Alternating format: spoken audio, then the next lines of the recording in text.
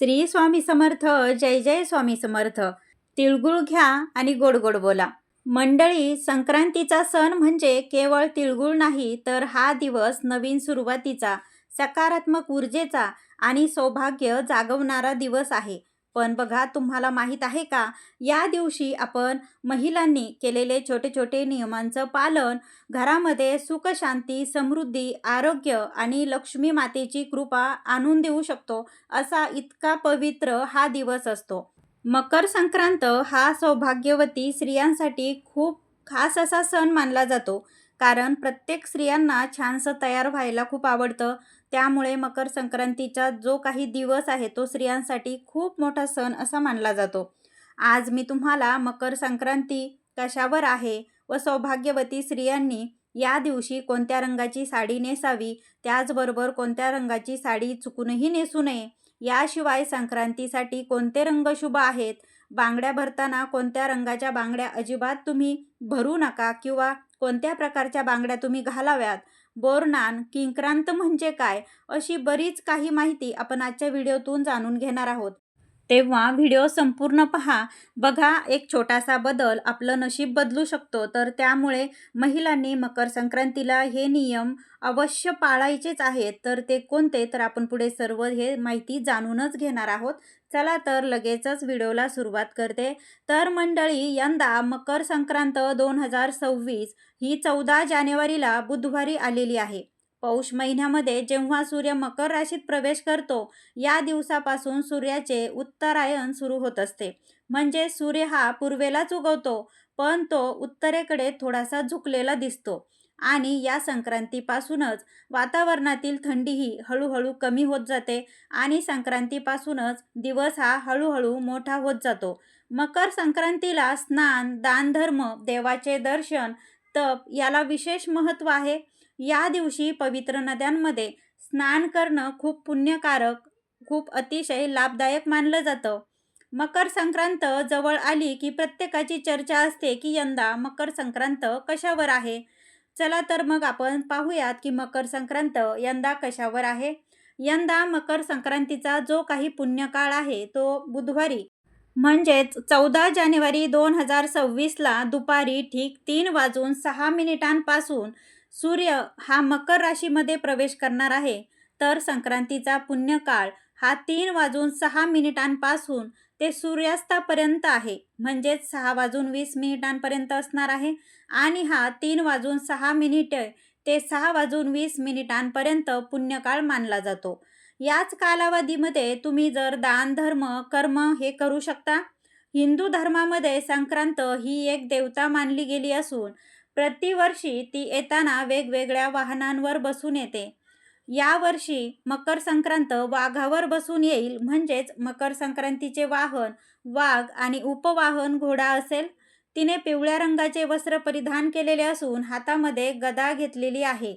तिने केशराचा तिलक लावलेला असून वयाने ती कुमारी आहे व बसलेल्या अवस्थेत असून ती वासाकरिता तिने चाईचे फूल घेतलेले आहे. तसेच ती पायस भक्षण करीत आहे. तर पायस म्हणजे खीर. सर्पजाती आहे. भूषणार्थ मोती धारण केलेला आहे व वार नाव व नक्षत्र नाव मंदाकिनी असून समुदाय मुहूर्त 45 आहेत.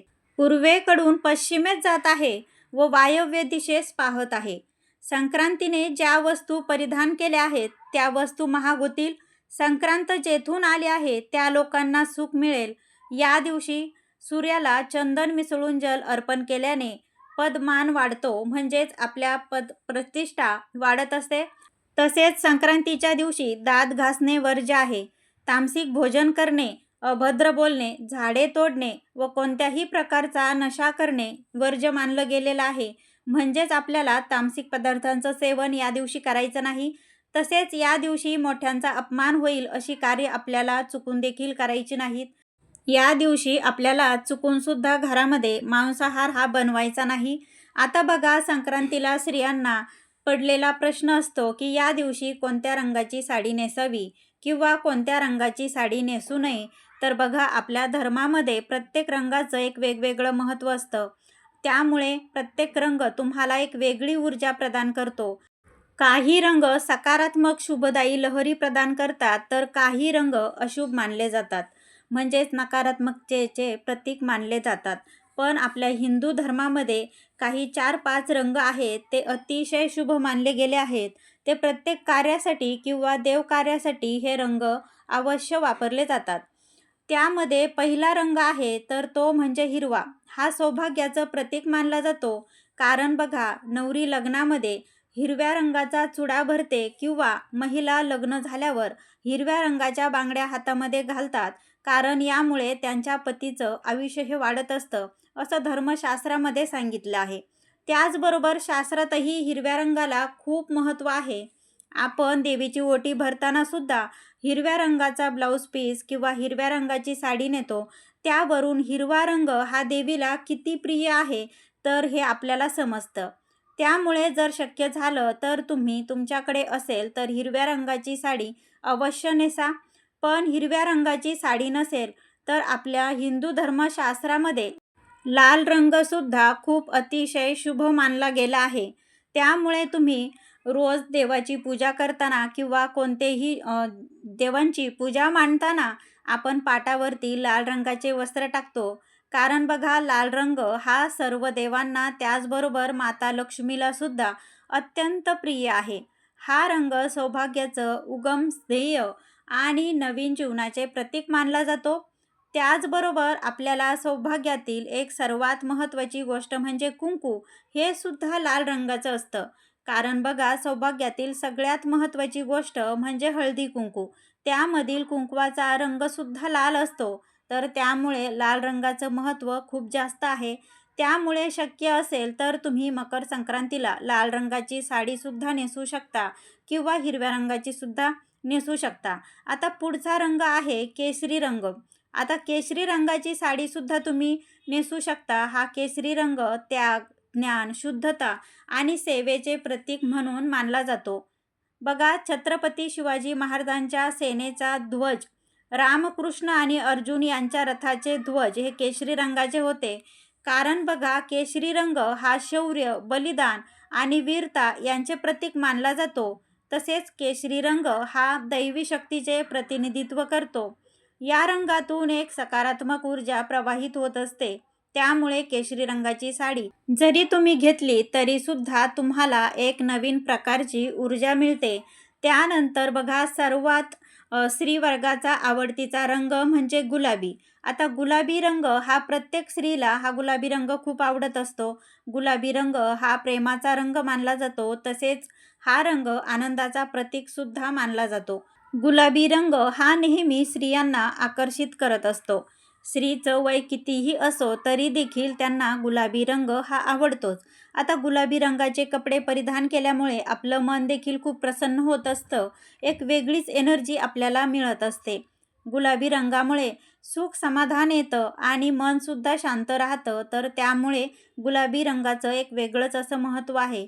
त्यामुळे तुम्हाला संक्रांतीला गुलाबी रंगाची साडी तुम्ही अवश्य नेसू शकता. आता हे झाले शुभ रंग.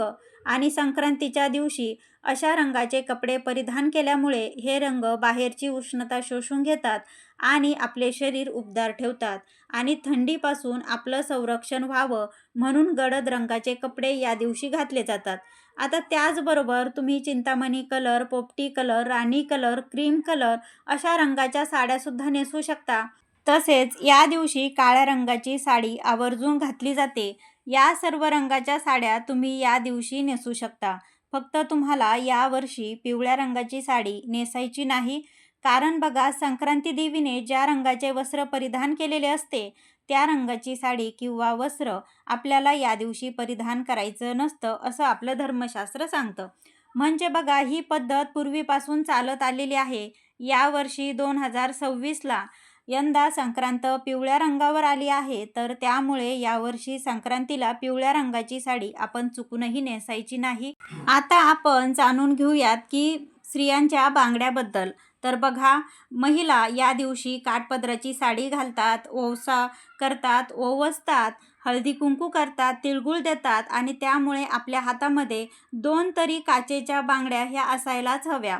कारण बघा, या दिवशी आपल्याला अशा लोखंडी किंवा मेटलच्या बांगड्या न घालता काचेच्या आपल्या हातामध्ये 2 तरी काचेची बांगडी असावी आणि त्या बांगड्यांचा रंग हा हिरवा किंवा लाल हा असावा. कारण बघा, हिरवा रंग हा शुभ आणि सौभाग्याचं प्रतीक मानला जातो. आणि बघा, हिरव्या रंगाच्या बांगड्या घातल्यामुळे आपल्या सौभाग्यामध्ये वाढ होते, म्हणजेच आपल्या पतीचं आयुष्य वाढते असं आपल्याला धर्मशास्त्र सांगतं. त्यामुळे शक्यतो तुम्ही काचेच्या आणि हिरव्या रंगाच्या बांगड्या घाला. आता बांगड्या घालताना एका हातामध्ये 6 आणि दुसऱ्या हातामध्ये 7 अशा प्रकारच्या घालायच्या आहेत. बघा, बांगड्या घालण्याचे जे काही नियम आहेत ते देखील आपण कासाराकडे गेलो असता आपल्याला अशाच प्रकारच्या बांगड्या तो कासार भरतो. म्हणजे एका हातामध्ये एक बांगडी जास्त घालायची असते. मग तुम्ही बांगड्या किती पण घाला, फक्त तुम्ही एक बांगडी ही जास्त घालायची आहे. आपण यावर्षी मकर संक्रांतीला बांगड्या घालू तेव्हा पिवळ्या रंगाच्या बांगड्या आपल्याला घालायच्या नाहीत. आपण बांगड्या भरत असताना हिरव्या काचेच्या बांगड्यासोबत आपल्याला एक लाखेची बांगडीसुद्धा आपल्याला नक्की घालायची आहे. हिरव्या काचेच्या बांगड्या घालण्याला अनन्यसाधारण असं महत्त्व आहे. तुम्ही सोन्याच्या कितीही बांगड्या घातल्या तरी देखील काचेच्या हिरव्या बांगड्या आवर्जून घाला. बांगड्या घालत असताना मेटलच्या बांगड्या किंवा प्लास्टिकच्या बांगड्या चुकून देखील घालू नका. पिचक्या बांगड्या हातामध्ये ठेवू नका, त्यामुळे आपल्या घरामध्ये दारिद्र्य येतं. त्यासाठी पिचक्या बांगड्या असतील तर बघा, त्या लगेच हातातून दूर करा. आता सगळ्यांना पडलेला महत्त्वाचा प्रश्न म्हणजे तो की पिवळ्या रंगावरती संक्रांत आली आहे, या कारणाने आपण हळदी कुंकू लावावे का, हळद लावावी का? तर हळद ही पिवळ्या रंगाची असते, तरी देखील हळद आपण लावू शकतो. कारण देवीने केशराचा टिळा लावलेला आहे, त्यासाठी केशराचा जो काही टिळा आहे तर तो आपल्याला या दिवशी लावायचा नाही. आणि आपण पिवळ्या रंगाची हळद वापरली तरी काही हरकत नाही. फक्त वस्त्रासाठी आपल्याला पिवळा रंग जो आहे तर तो आपल्याला वर्ज्य करायचा आहे. सणासुदीला आपण दागिने घालत असतो, कारण दागिन्याशिवाय आपला शृंगार हा कंप्लीट होत नाही. तर सोन्याचे दागिने देखील पिवळ्या रंगाचे असतात. तर मकर संक्रांतीला सोन्याचे दागिने घालावे का, असा देखील प्रश्न बरेच जण विचारतात. तर बघा, दागिने तुम्ही घालू शकता, कारण फक्त आपल्याला जो काही रंग आहे तो वस्त्राचा रंग आपल्याला पिवळा हा वर्ज्य करायचा आहे. सोन्याचे दागिने, हळद तुम्ही ही वापरू शकता. यंदा मकर संक्रांती देवीने मोती धारण केलेला आहे, त्यासाठी तुम्ही मोत्याचे जे काही दागिने आहेत ते वापरायचे नाहीत. या व्यतिरिक्त तुम्ही सोन्याचे दागिने वापरू शकता. यावर्षी संक्रांती देवीने वासाकरिता जाईचे फूल घेतलेले आहे, त्यासाठी आपल्याला जाईच्या फुलांचा गजरा हा अजिबात घालायचा नाही. या व्यतिरिक्त तुम्ही गुलाब, शेवंती, मोगरा, अबोली अशा फुलांचा गजरा घातला तर काहीच हरकत नाही. फक्त आपल्याला जाईच्या फुलांचा गजरा जो काही आहे तो वर्ज्य करायचा आहे. यावर्षी संक्रांती देवीने पायस भक्षण करीत आहे, तर त्यामुळे बघा, पायस म्हणजे खीर, या दिवशी आपल्याला खीर चुकून देखील आपल्याला खायची नाही. तुम्ही कोणतीही खीर या दिवशी खाऊ नका, कारण देवी जे करत आहे ते आपण करू नये असं आपलं धर्मशास्त्र सांगतं. त्यासाठी ती पायस भक्षण करीत आहे, म्हणजे खीर खात आहे, त्यासाठी आपल्याला या दिवशी खीर घरामध्ये बनवायची नाही. मकर संक्रांतीच्या दिवशी दान करण्याला अनन्यसाधारण असं महत्त्व आहे. त्यामुळे या दिवशी नवीन भांडे, गाईला घास, तिळपात्र, गूळ, तीळ, सोने, भूमी, गाय, वस्त्र, घोडा इत्यादींचे तुम्ही यथाशक्ती दान करू शकता. बुधवारी 14 जानेवारीला संक्रांत हा सण साजरा केला जाईल, तर गुरुवारी 15 जानेवारीला करीदिन म्हणजे किंक्रांत सण साजरा केला जाईल. फार वर्षापूर्वी किंक्रासूर नावाचा एक राक्षस होता. तो लोकांना फार पीडा देत होता. त्यामुळे त्याला मारण्यासाठी देवीने संक्रांतीचे रूप घेतले. या दिवशी संक्रांती देवीने किंक्रासुराला ठार केले आणि लोकांना सुखी केले. संक्रांती देवीने मकर संक्रांतीच्या दुसऱ्या दिवशी किंक्रासूर नावाच्या राक्षसाला ठार मारले आणि त्याच्या जाचातून प्रजेला मुक्त केले. म्हणून हा दिवस किंक्रांत म्हणून साजरा केला जातो. पंचांगामध्ये हा सण करीदिन म्हणून देखील ओळखला जातो. हा दिवस शुभ कार्याला घेतला जात नाही. या दिवशी कोणतेही शुभ कार्य केले जात नाही. किंक्रांतीच्या दिवशी स्त्रिया हळदी कुंकू असे समारंभ साजरा करतात. या दिवशी स्त्रियांनी शेणात हात घालू नये असे देखील शास्त्रामध्ये सांगितलं आहे. केर कचरा काढण्यापूर्वी वेणी घालावी असं देखील सांगितलं आहे. तसेच या दिवशी केस देखील धुतले जात नाही. तसेच दुपारी हळदी कुंकू करतात अशा काही प्रथा या दिवशी केल्या जातात. तसेच या दिवशी बेसनाचे धिरडे करून खाण्याची देखील पद्धत आहे. किंक्रांतीच्या दिवशी चांगल्या कामाची सुरुवात करू नये, लांबचा प्रवास करू नये, तर या दिवशी देवांची पूजा करून गोडाचा किंवा गुळाचा नैवेद्य अर्पण करावा. घरामध्ये वादविवाद करू नये, मन शांत ठेवावे, शांत चित्त ठेवून सर्वांनी आदराने वागावे. कुलदेवता व कुलदेवतीचे या दिवशी सर्व देवांचे पूजन तसेच नामस्मरण करावे, नाम जप करावा. ही सर्व कामे किंक्रांतीच्या दिवशी करावीत किंवा काही कामे वर्ज्य करावे. या दिवशी लांबचा प्रवास करू नये, तसेच या दिवशी शुभ कार्य देखील या दिवशी काही करू नये. आता मकर संक्रांतीपासून ते रथसप्तमीपर्यंत हळदी कुंकू हा कार्यक्रम साजरा केला जातो. घरात बाळ जन्माला आल्यानंतर येणाऱ्या पहिल्या संक्रांतीचे खूप महत्त्व असतं, कारण या दिवशी लहान मुलांना बोरनान घातले जाते. तर परंपरेनुसार ज्या पद्धतीने नवविवाहितेला हलवाईचे दागिने घालून सजवतात, त्याचप्रमाणे लहान मुलांना सुद्धा काळे कपडे घालून हलवाईचे दागिने घातले जातात. हा लहान मुलांचा कौतुक सोहळा असतो. बाळाचा जन्म झाल्यानंतर पहिल्या संक्रांतीला बोरनान घातलं जातं. या शिशुसंस्काराची व्याख्या म्हणजे लहान मुलांना उत्तम आरोग्य लाभावे म्हणून बोरनान घालण्याची पारंपरिक पद्धत आहे. बोरनान घालण्यासाठी कोणत्याही मुहूर्ताची गरज भासत नाही. बाळ अगदी लहान असल्यापासून ते 1 ते 3 वर्षापर्यंत बोरनान करता येतं. काही ठिकाणी 5 वर्षापर्यंत देखील बोरनान घालण्याची पद्धत आहे. या कार्यक्रमामध्ये तुम्हाला बाळाला घालण्यासाठी तुम्ही काळ्या रंगाचा ड्रेससुद्धा निवडू शकता. हलवाईचे दागिने घालावेत. त्या दागिन्यामध्ये तिळाचा वापर हा केलेला असतो. तसेच लुटण्यासाठी मुरमुरे, बत्तासे, बोरं, करवंद, तिळगुळ, फुटाणे, उसाचे तुकडे, हरभरा इत्यादी साहित्य आणावे. सध्या लोक त्यामध्ये बिस्किट किंवा चॉकलेटचा देखील समावेश करतात. या कार्यक्रमासाठी नातेवाईक तसेच शेजाऱ्या-पाजाऱ्यांना बोलवावे. खाली स्वच्छ आसन पसरून त्यावर तांदळाची किंवा गव्हाची रांगोळी काढून त्यावर पाट ठेवावा. बाळाला त्यावर बसवून ओवाळावे. मग बाळाच्या डोक्यावरून सर्व पदार्थ हळुवारपणे ओतावेत. इतर मुलांना ते लुटायला सांगावेत, म्हणजेच वेचायला सांगावेत. बोरनान का करावं तर बघा, या संदर्भात अशी आख्यायिका आहे की करी नावाचा जो काही राक्षस होता, त्या करी राक्षसाची वाईट दृष्टी व वाईट विचार मुलांवरती पडू नये, त्यासाठी सर्वात आधी हे कृष्णावरती हे केलं गेलं होतं. त्यानंतर ही प्रथा पडली आणि तेव्हापासून बोरनान केलं जातं.